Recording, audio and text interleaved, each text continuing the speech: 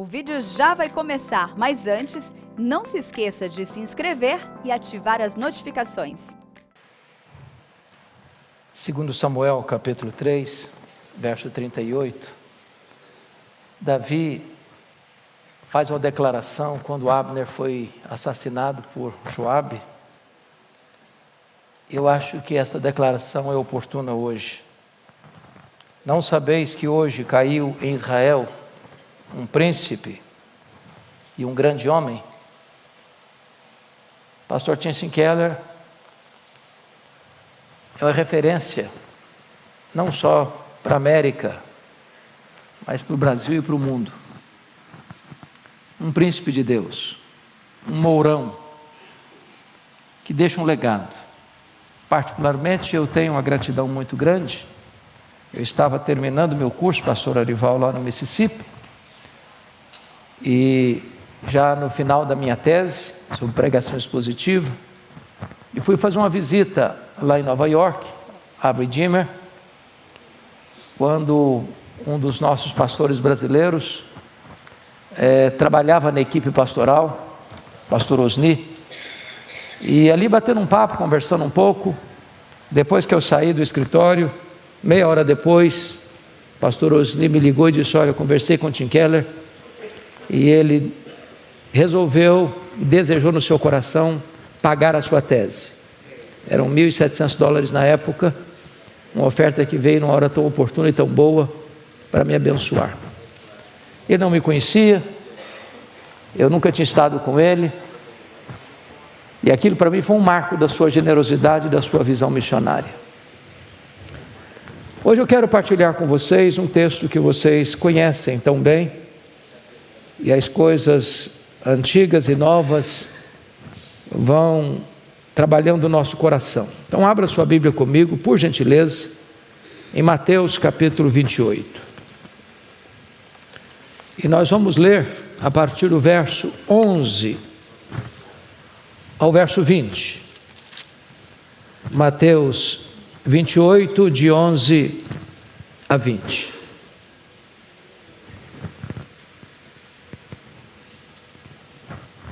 Está escrito o seguinte: indo elas, referindo-se às mulheres, normalmente às mulheres da Galileia, eis que alguns da guarda foram à cidade e contaram aos principais sacerdotes tudo o que sucedera. Reunindo-se eles em conselho com os anciãos, deram grande soma de dinheiro aos soldados, recomendando-lhes que dissessem: vieram de noite os discípulos dele e o roubaram enquanto dormíamos. Caso isto chegue ao conhecimento do governador, nós o persuadiremos e vos poremos em segurança. Eles, recebendo o dinheiro, fizeram como estavam instruídos. Esta versão divulgou-se entre os judeus até o dia de hoje, quando Mateus, portanto, escreveu este evangelho. Seguiram os 11 discípulos para a Galileia, para o monte que Jesus lhes designara, e quando o viram, o adoraram, mas alguns duvidaram. Jesus, aproximando-se, falou-lhes dizendo: toda autoridade me foi dada no céu e na terra. Ide, portanto, fazei discípulos de todas as nações, batizando-os em nome do Pai, e do Filho e do Espírito Santo, ensinando-os a guardar todas as coisas que vos tenho ordenado. E eis que estou convosco todos os dias até a consumação do século. Eu queria hoje pensar um pouco com vocês sobre a grande comissão do diabo e a grande comissão de Jesus. O fato mais auspicioso do cristianismo acabara de acontecer. Jesus entrou nas entranhas da morte, arrancou o aguilhão da morte, matou a morte e ressurgiu, inaugurando a imortalidade. Esse fato mudou a história, porque o túmulo vazio de Cristo é o berço da igreja.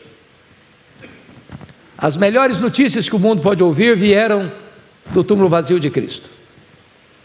Agora a morte, mesmo sendo o rei dos terrores e o último inimigo a ser vencido, a morte não tem mais a última palavra. Você e eu cremos nesta verdade gloriosa, e é por isso que pregamos. Nós não cremos e nem pregamos um Cristo que esteve vivo e está morto, mas nós pregamos o Cristo que esteve morto e está vivo pelos séculos dos séculos. Esta verdade arranca os discípulos do território do medo, da covardia, da clausura, e torna aqueles homens outrora medrosos e acovardados em gigantes, que não se intimidam diante dos açoites, das prisões, do martírio e da morte. E diz o texto que as mulheres são as primeiras a ver o túmulo aberto, a testemunharem o túmulo vazio, a receberem do anjo uma mensagem que deveria ser entregue aos apóstolos. São as primeiras a ver o Cristo ressurreto, são as primeiras a receber uma comissão para pregar, e pregar aos apóstolos. E agora diz a Escritura, que diante desse fato incontornável, irrefutável, inegável, os agentes que levaram Jesus à morte, aqueles mesmos que pagaram para que Jesus fosse crucificado, contratando testemunhas falsas para acusá-lo, agora vão pagar para que os soldados espalhem uma falsa notícia. Eu chamo isso de a grande comissão do diabo. Satanás também envia seus emissários para anunciar uma mentira, porque onde o Senhor levanta um templo da verdade, Satanás ergue aí uma sinagoga da mentira. De certa forma, os mesmos principais sacerdotes que pagaram Judas para trair Jesus, agora pagam os soldados para negarem ou mentirem acerca da sua vitória sobre a morte. E eu queria hoje, brevemente, olhar com vocês quais são as características dessa grande comissão do diabo. Primeiro, é uma comissão mentirosa. Olha os versos 11 a 13 comigo. Está escrito o seguinte: indo elas, eis que alguns da guarda foram à cidade e contaram aos principais sacerdotes tudo o que sucedera. Reunindo-se eles em conselho com os anciãos, deram grande soma de dinheiro aos soldados, recomendando-lhes que dissessem: vieram de noite os discípulos dele e o roubaram enquanto dormimos. Meus amados irmãos, o ponto aqui é curioso, porque esta guarda, ela é romana, e poderia ser também uma guarda do Sinédrio, mas quando o túmulo está aberto, quando o túmulo está vazio, e quando o corpo de Jesus não está mais lá, a guarda não sabia o que tinha acontecido. Por que não foram a Pilatos? Por que foram aos sumos sacerdotes ou aos sacerdotes? Obviamente, era conhecido de Jerusalém que Jesus foi crucificado por um ciúmes, por uma inveja, por um interesse eclesiástico. Não era uma decisão de Roma, não era uma iniciativa de Roma, não era um medo de Roma. Jesus foi crucificado em virtude de uma pressão dos sacerdotes ao governador romano. E desta forma, a segurança montada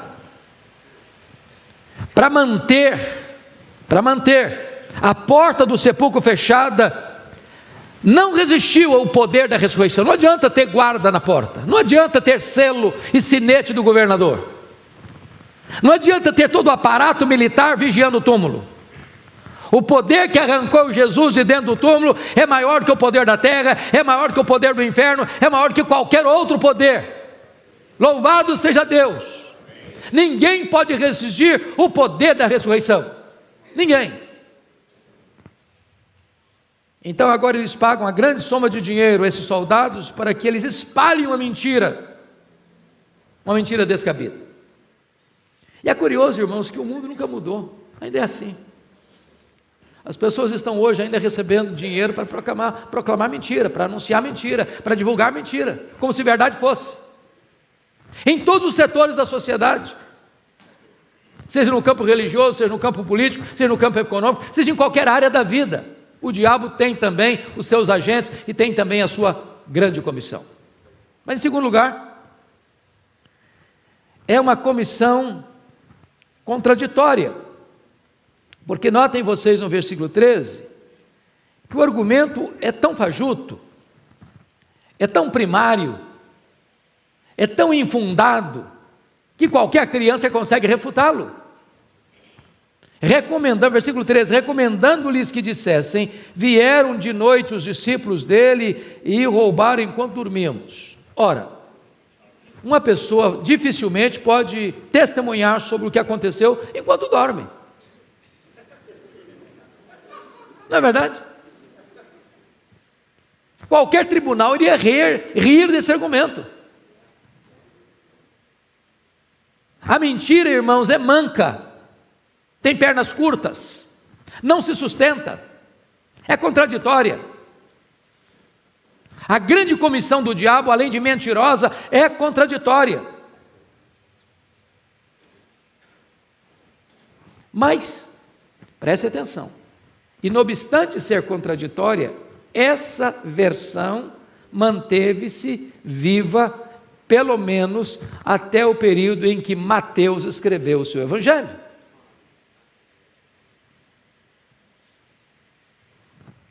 Não nos espanta que mentiras sejam sustentadas, embora completamente contraditórias, ainda haja gente que creia nela. Terceiro lugar, a grande comissão do diabo é uma comissão vulnerável. Olha o versículo 14 comigo. Está escrito o seguinte aí: caso isso chegue ao conhecimento do governador, vejam vocês que era a intenção do Sinédrio manter essa informação oculta do governador. Porque se chegasse para o governador ia inquirir esses soldados. Era uma guarda romana que estava lá, vigiando o túmulo com o sinete do governador. Se eles dormiram, seriam justiçados, porque era a responsabilidade deles vigiarem. Agora notem, caso chegue ao conhecimento do governador, nós o persuadiremos e vos poremos em segurança. Em outras palavras, fiquem tranquilos que vocês têm costas largas. Fiquem tranquilos porque tem aqui gente com autoridade para blindar vocês, para que o braço da lei não chegue até vocês. Meus irmãos, o diabo promete uma falsa segurança. Pode fazer, porque você não vai sofrer consequência.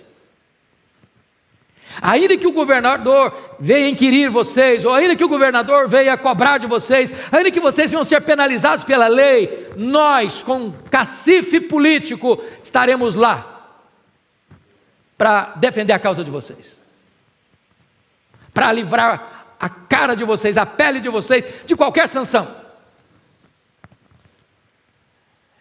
Meus irmãos, esse problema surge até hoje, acontece até hoje, está aí, na mídia, na imprensa, no mundo. Mas, em quarto lugar, a comissão do diabo ela é motivada pela ganância. Olha o versículo 15 comigo.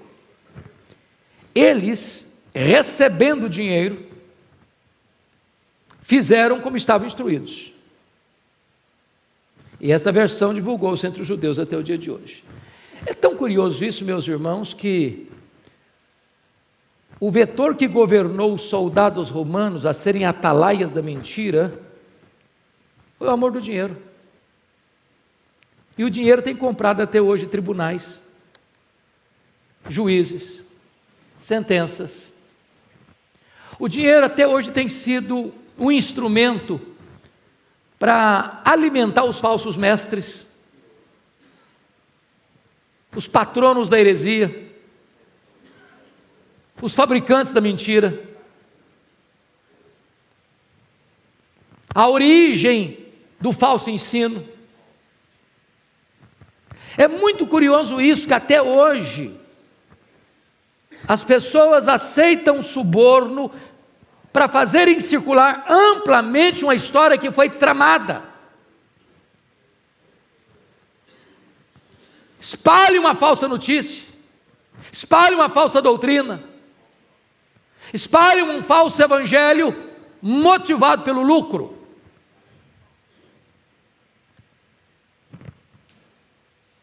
Mas em quinto e último lugar, louvado seja Deus, essa é uma comissão fracassada. Fracassada. Porque na verdade,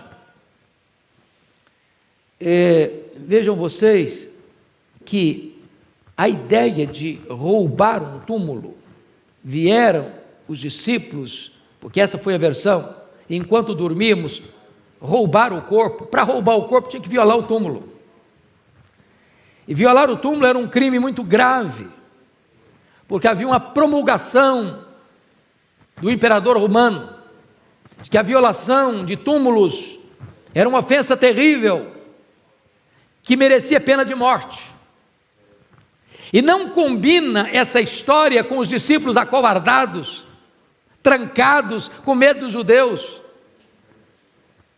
para eles terem tamanha coragem de enfrentar um sistema romano, de violar uma norma e uma lei romana, de violar um túmulo e roubar o corpo dele.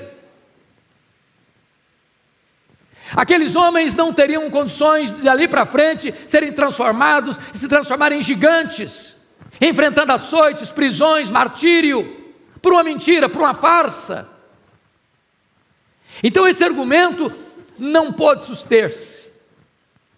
E mesmo diante dessa divulgação da mentira, a igreja permaneceu firme, os discípulos inabaláveis, a igreja se levantou, a igreja orou, a igreja aguardou a promessa do Pai, a igreja foi revestida com o poder do Espírito Santo, e a igreja se espalhou de Jerusalém, chegando até Roma e dominando o mundo, chegando até nós nos nossos dias. Louvado seja o Senhor. Mas agora, amados, eu gostaria de olhar o que nós chamamos da grande comissão de Jesus a partir do verso 18.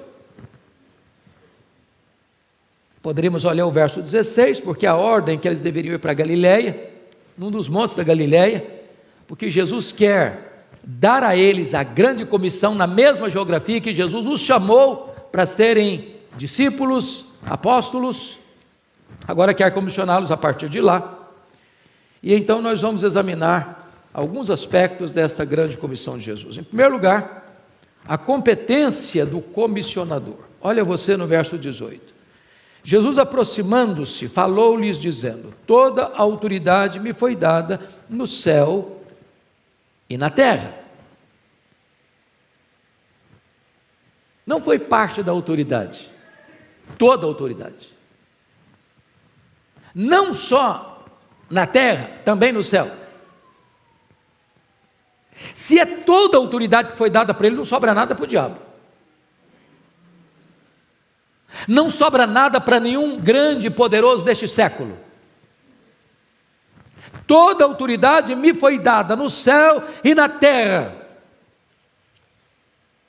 E daí, amados, ele tem autoridade. Ele ensinava como quem tem autoridade, diz a Bíblia. Ele tinha autoridade para perdoar pecados. Ele tinha autoridade para curar os enfermos. Ele tinha autoridade para delegar e dar poder aos seus apóstolos para expelir demônios. E agora, Jesus chega ao final e diz: toda autoridade, não alguma autoridade, não uma autoridade departamentalizada em algum setor, não, toda autoridade me foi dada nos céus e na terra. É com esta base, é com esta capacitação, é com este poder, é que você e eu podemos pregar o Evangelho, evangelizar, fazer discípulos, plantar igrejas. Quem está por trás, quem é o suporte, é aquele que tem toda a autoridade. É só por isso que a obra é vitoriosa, porque aquele que comissiona é o que tem toda a autoridade. Mas em segundo lugar, veja comigo o cerne desta grande comissão no versículo 19. Ide, portanto, fazei discípulos de todas as nações, batizando-os em nome do Pai, do Filho e do Espírito Santo. Eu acho que já é matéria de conhecimento geral, que nesse versículo nós só temos um imperativo e os outros estão no gerúndio.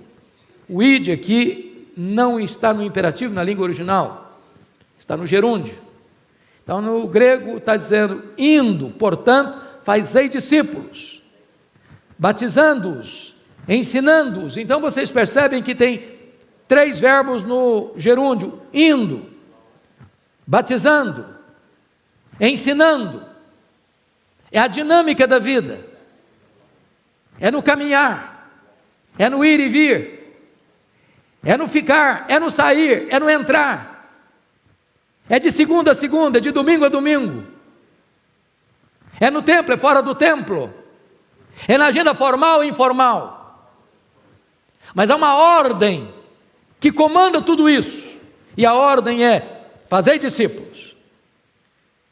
Em outras palavras, o Senhor Jesus não quer fãs.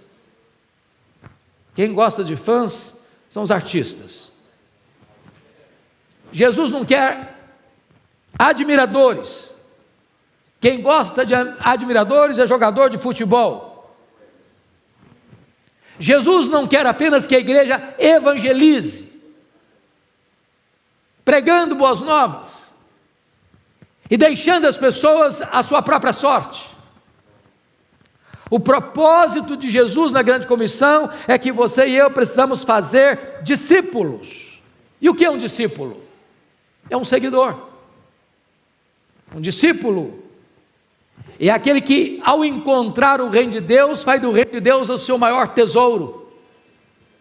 O discípulo é aquele que, ao encontrar o reino de Deus, está disposto a fazer qualquer renúncia para não abrir mão do reino. O discípulo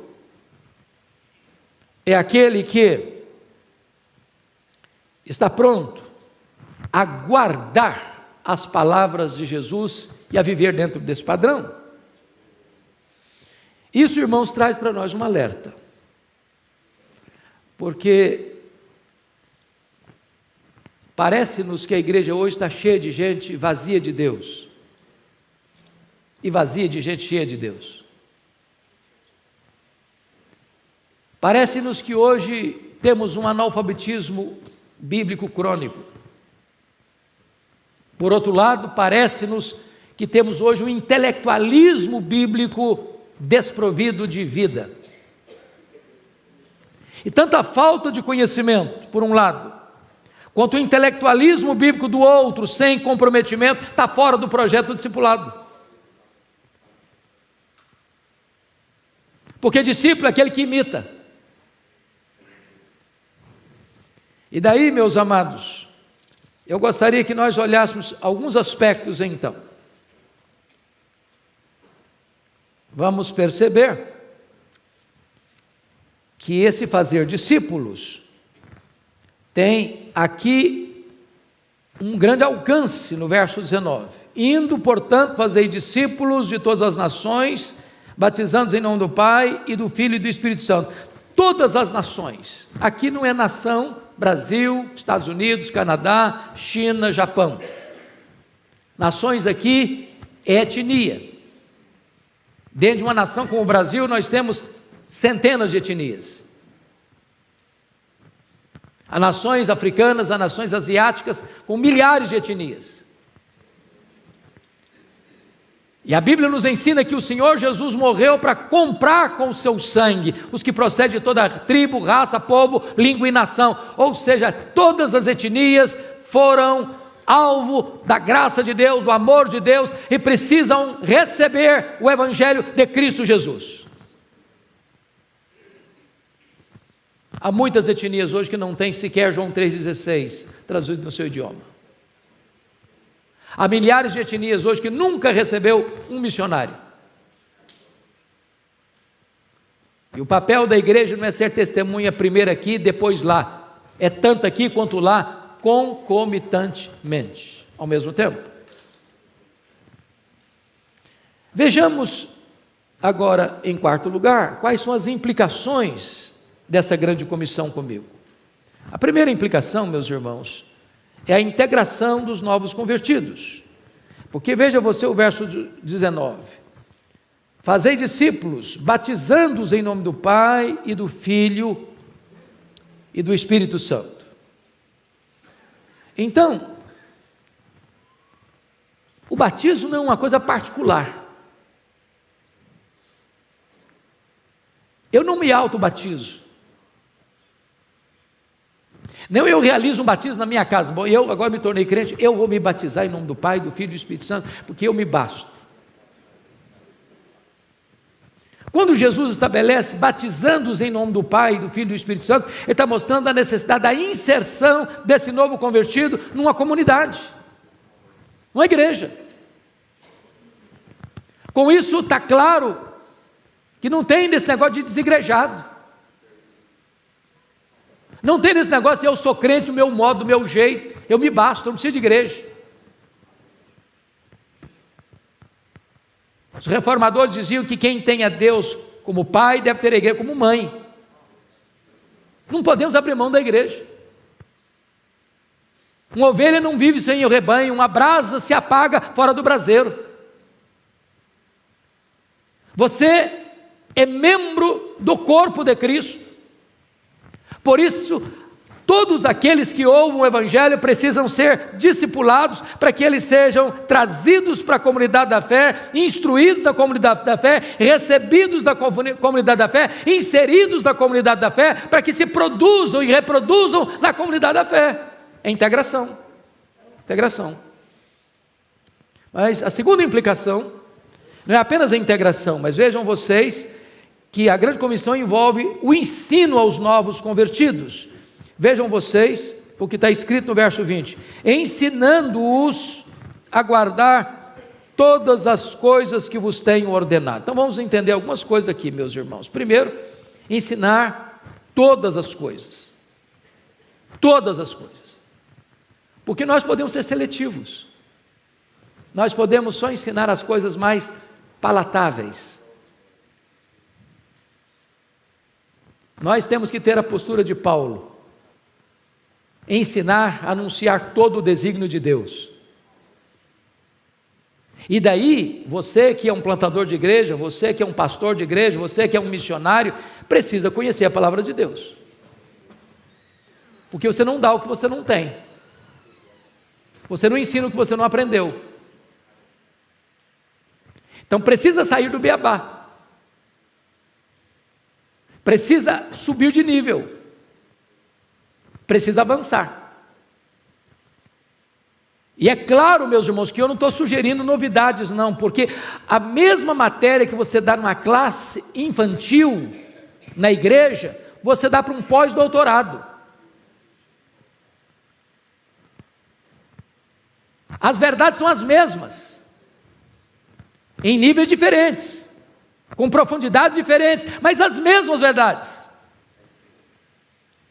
E é por isso que é preciso avançar, não só na abrangência, ensinando tudo, todo o conselho de Deus, tudo o que Jesus ensinou, mas trazer também isso com maior profundidade.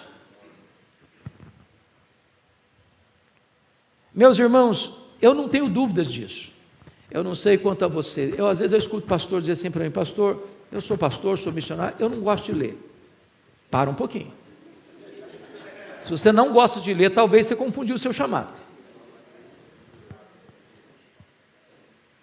Porque você não pode ensinar se você não aprende. Você não pode dar se você não recebe. Uma das coisas que eu mais gosto de fazer nas minhas jornadas por aí é visitar a biblioteca do pastor ou do missionário. Meus irmãos, tem hora que eu fico perplexo. Eu chego, olho, tenho uma meia dúzia de livros amarelos, empoeirados, e eu fico pensando, meu Deus, esse cara é um fenômeno, ou ele está dando uma sopa rala para o povo.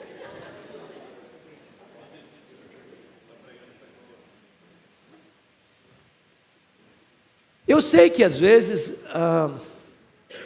o que o pastor, o missionário recebe é pequeno, é um salário pequeno. E eu sei também que livro é caro. E se eu estou falando para alguns líderes de igreja aqui, talvez seria bom você pensar em botar uma verba mensal para o seu pastor comprar livro, bons livros, para melhorar o sermão. E eu espero um amém mais vivo agora, amém! E se o sermão não melhorar, corta a verba.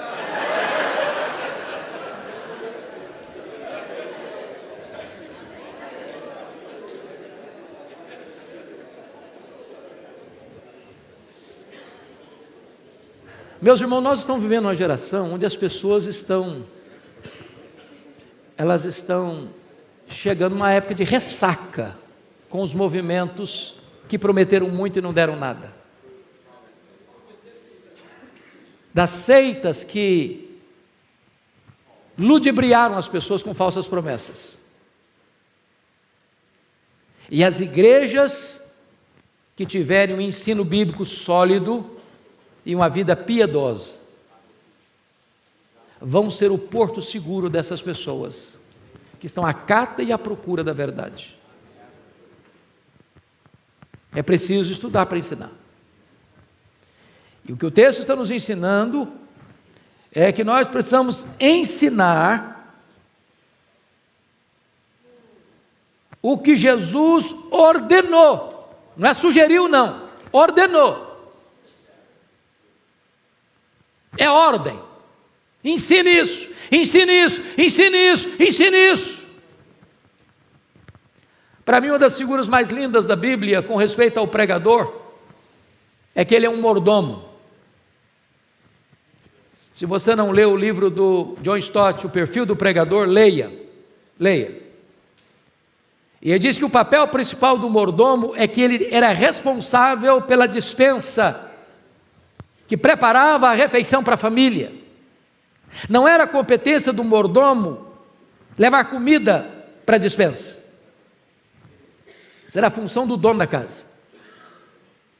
Função do mordomo era usar toda a comida que estava na despensa e preparar a melhor refeição para a família. Uma refeição balanceada. Ora, a despensa de Deus é a Bíblia. Em outras palavras, eu como pregador, como mordomo, eu não posso privar do povo de Deus o rico alimento que está lá na despensa. Também não posso acrescentar na dieta da família, na refeição da família, o que não está na despensa. Porque o que se requer do mordomo é que seja encontrado fiel. Mas a terceira implicação, meus irmãos, da grande comissão, primeiro, é a integração dos novos convertidos. Segundo, é ensinar o que Jesus mandou. Terceira implicação, é ensinar a guardar. Veja bem o verso 20. Ensinando-os a guardar todas as coisas que vos tenho ordenado. Quantas vezes a gente pensa que discipular é juntar uma pessoa, ou um grupo de pessoas, melhor dizendo, numa sala, seja escola bíblica dominical, ou numa casa, ou num pequeno núcleo, numa célula de estudo, e passar informação. Transmitir conhecimento. E aí a gente imagina que um crente maduro é um crente que sabe muito. Fulano é maduro na fé, sabe muito, conhece teologia, é capaz de subscrever e recitar o catecismo, a confissão de fé, os principais teólogos. É bom isso, é muito bom.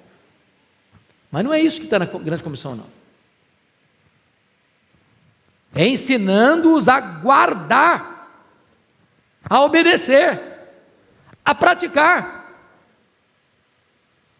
Porque se eu apenas conheço, mas não ponho em prática, eu sou mais culpado ainda. Então o nosso papel não é apenas um papel de transmitir conhecimento, mas é aferir e averiguar se aquilo que estamos transmitindo está sendo praticado, vivido, experimentado. Não é teórico, é prático. E o que Jesus disse? Vós sois meus discípulos, se fizerdes o que eu vos mando. Bom, me permita então encerrar. Em quinto lugar, quais são os motivos para você e eu cumprirmos a grande comissão? Primeiro motivo, o poder de Jesus, versículo 18. Toda autoridade me foi dada nos céus e na terra. Meus irmãos, a gente costuma obedecer a autoridade, não é isso? A autoridade manda. E nós obedecemos. Mas Jesus não é apenas uma autoridade, Ele é a autoridade. Ele manda o sol para, Ele manda as estrelas aparecem, Ele manda o vento cessa, Ele manda o mar se acalma, Ele manda uma mula profetiza, Ele manda os garçons voadores, levam refeição para Elias, no ribeiro de Querite. Ele manda um verme, vai lá e corta uma planta. Ele manda os anjos batem em retirada para ouvir e atender a sua voz. Ele manda os demônios precisam sair. Ele manda a enfermidade tem que cessar. Ele manda a igreja. Será que nós teríamos a única voz dissonante na orquestra do universo? Aquele que tem toda a autoridade é quem está dizendo: indo, portanto, fazei discípulos. Então, se a primeira razão para cumprir a grande comissão é o poder de Jesus, a segunda é a ordem expressa de Jesus. Não dá para desobedecer à maior autoridade do universo. Terceira motivação, e eu termino aqui, está aí no versículo 20, a parte final, é a presença de Jesus conosco. E eis que estou convosco todos os dias, até a consumação dos séculos. Em outras palavras, Jesus está dizendo: vá, mas você pode ter certeza que você não está sozinho, eu vou com você, de dia, de noite, com saúde ou com doença, preso ou livre, em lugares favoráveis ou em lugares hostis. Eu estou com você, todos os dias. Não há circunstância que prive Jesus de estar com você. Não há lugar que prive Jesus de estar com você. Se você está na grande comissão, Ele está com você. Ele não promete estar conosco em todos os momentos ou circunstâncias fora da grande comissão, não. Ele não é parceiro das nossas loucuras. Mas se nós estamos engajados na grande comissão, Ele promete: eu estou convosco, eu estou convosco, eu estou convosco, eu estou convosco, todos os dias, até a consumação dos séculos. Quando o missionário David Livingstone, missionário inglês, indo para a África, gastando os seus dias, a sua vida trabalhando na África, ele foi atacado por um leão e perdeu a mobilidade do braço direito. Alguém lhe perguntou: o que motiva você a continuar na África? Ele respondeu: a promessa de Jesus: eis que estou convosco todos os dias, até a consumação dos séculos. Meus amados, que Deus renove no nosso coração essa paixão, que Deus inflame esse fogo na nossa alma, que nós tenhamos no coração a consciência da sublimidade deste chamado e desta vocação. Os anjos, valorosos em poder, gostariam de estar no nosso lugar, com a missão que nós temos, mas o Senhor confiou essa missão a você e a mim. Que Deus nos ajude a cumpri-la com senso de urgência, com obediência integral e com devoção plena ao Rei da Glória, que é a razão da nossa vida. Deus abençoe vocês. Eu não sei, o Orival deu uma saidinha, não sei até que hora vai, se alguém tem alguma pergunta a fazer, ou se a gente já encerra aqui com um louvor. Oi? Perguntas então? Então vamos lá, 3 perguntas para a gente limitar. 10 de cada vez para não ficar confuso aqui.